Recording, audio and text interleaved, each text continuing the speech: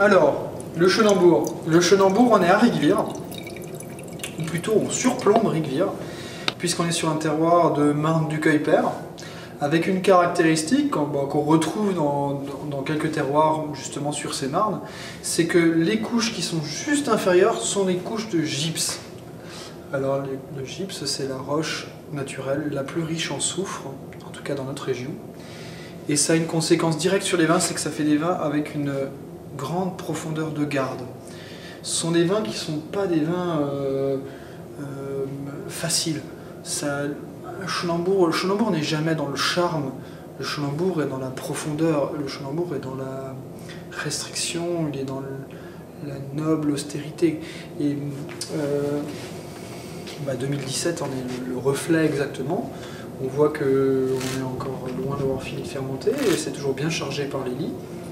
Ça fermente tous les jours un petit peu plus.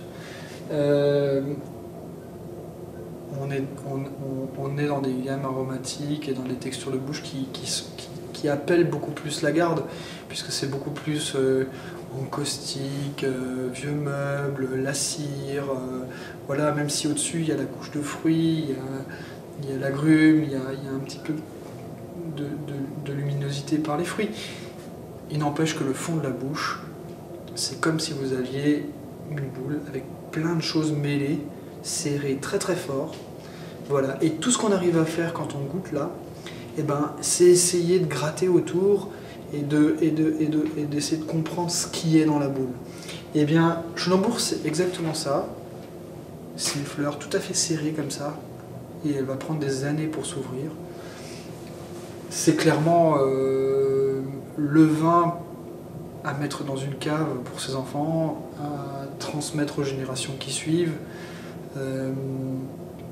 Et à ce sens-là, le Chenambour 2017 est magnifique. Il est tout à fait dans cette veine. On donnerait ce verre à n'importe qui à l'aveugle qui connaît les vins du domaine. Il dirait tout de suite Chenambour. Ça signe ce Chenambour. Donc c'est magnifique.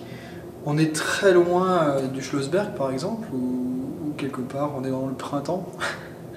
Là on fait le grand écart. Et on n'est peut-être